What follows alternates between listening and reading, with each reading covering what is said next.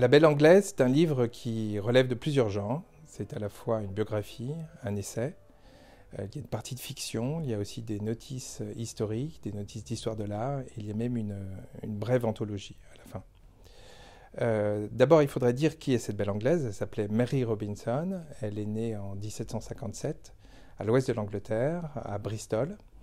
Son père était un aventurier, un marchand aventurier qui va devenir corsaire par la suite.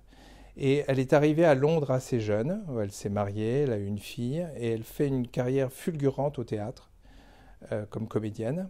Elle est prise sous l'égide d'un des plus grands metteurs en scène et comédiens de l'époque, qui s'appelait David Garrick, et elle va interpréter dans les principaux théâtres de Londres, Drury Lane et Covent Garden, elle va interpréter plus d'une centaine de rôles, principalement des pièces de Shakespeare, et c'est d'ailleurs dans une pièce de Shakespeare, Le Conte d'hiver, où elle interprète Perdita. C'est ce rôle qui va lui valoir son surnom. Toute sa vie, on l'a surnommée Perdita. Et à l'époque, les comédiennes étaient aussi, comme les grandes mondaines, les aristocrates, étaient aussi des figures de la mode. Et la mode passait à travers la peinture. C'était les portraits et les gravures que l'on tirait de ces portraits qui diffusaient les tendances en vogue. Et Mary Robinson, parce qu'elle était très belle, elle avait beaucoup d'allure, sera peinte en l'espace de 2 ans, entre 1781 et 1783.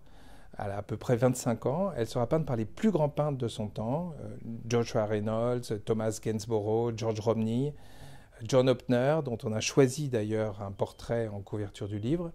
Et elle devient une sorte de vedette, d'égérie de la mode, tout en continuant sa carrière de comédienne.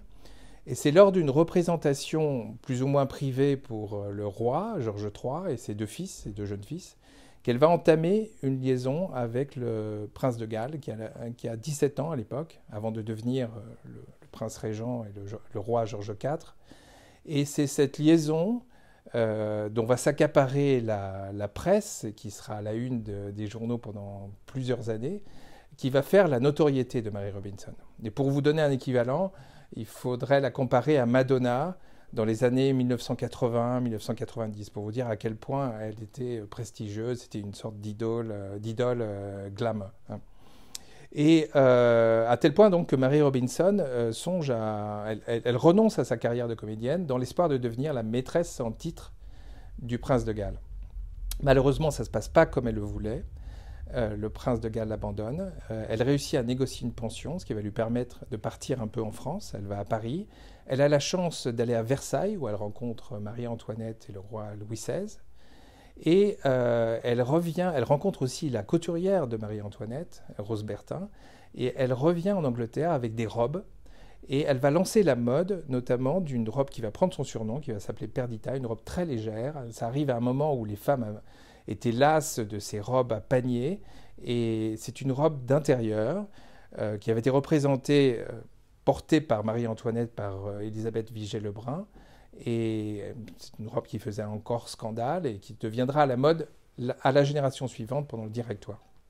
Voilà, donc Mary Robinson est égérie de la mode, grande starlette, presque courtisane. Elle accumule les liaisons. Elle a une liaison notamment avec un grand homme politique, Charles James Fox, qui est le leader du mouvement radical à l'époque et qui deviendra Premier ministre, un personnage un peu comme Boris Johnson.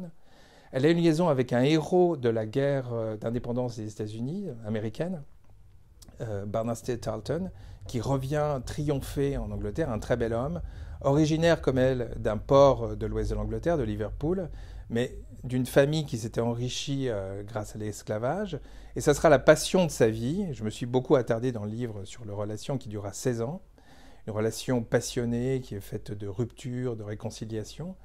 Et Tarleton, qui est un grand joueur aussi, à un moment donné est obligé de quitter l'Angleterre parce qu'il a peur de finir en prison pour dette. Donc, et c'est à la suite d'une fuite vers la France, alors qu'il veut traverser la Manche, que Mary Robinson, qui part à sa poursuite, elle est enceinte de 3 mois, va faire une fausse couche, et qui aura des conséquences dramatiques dans sa vie. Il y a tout de suite des complications qui vont se traduire par de l'arthrose, de l'arthrite, des rhumatismes articulaires aigus. Et toutes ces complications vont la rendre progressivement invalide. Et elle mourra d'ailleurs très jeune, à 43 ans. Et cet accident va entraîner une métamorphose chez elle. Et dans la deuxième partie de sa vie, elle devient une grande intellectuelle, une romancière d'abord.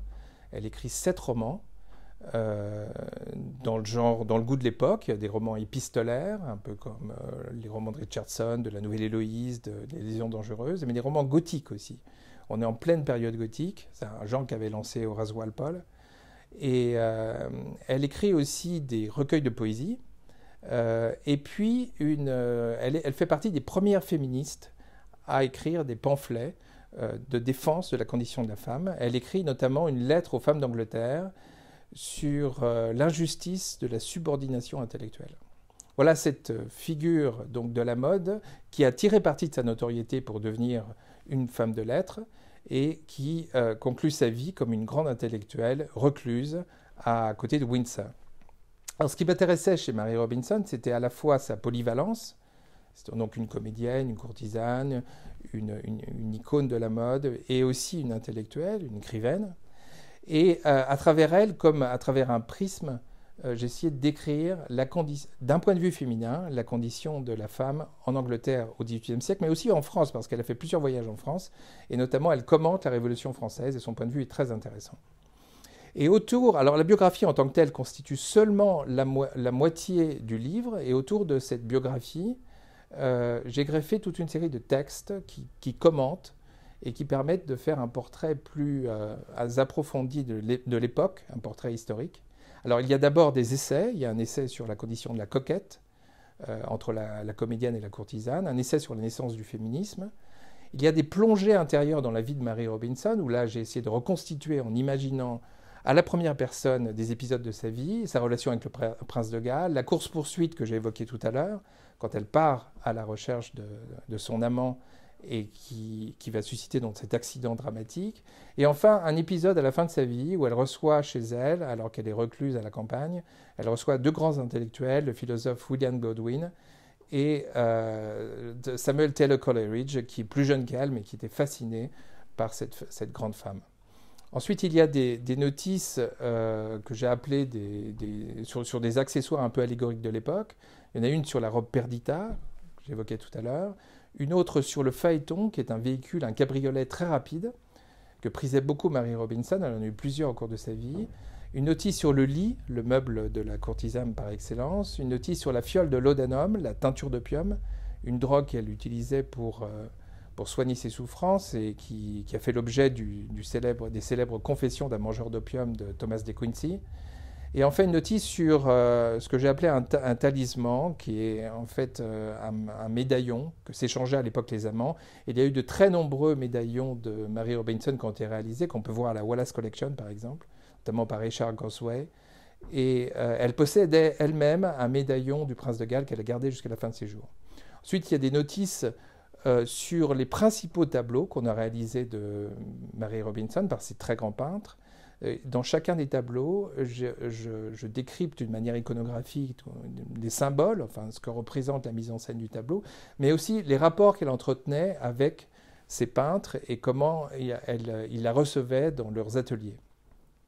Et enfin, pour conclure, j'ai voulu donner la voix à Mary Robinson, donc la faire parler. Le meilleur moyen de la faire parler, c'était de la citer.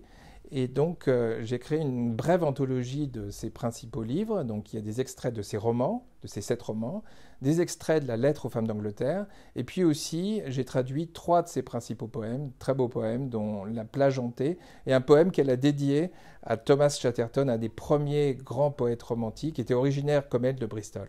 Voilà donc cette femme, la belle anglaise, Mary Robinson, une sorte de dame à la licorne de l'Angleterre à la fin du XVIIIe siècle.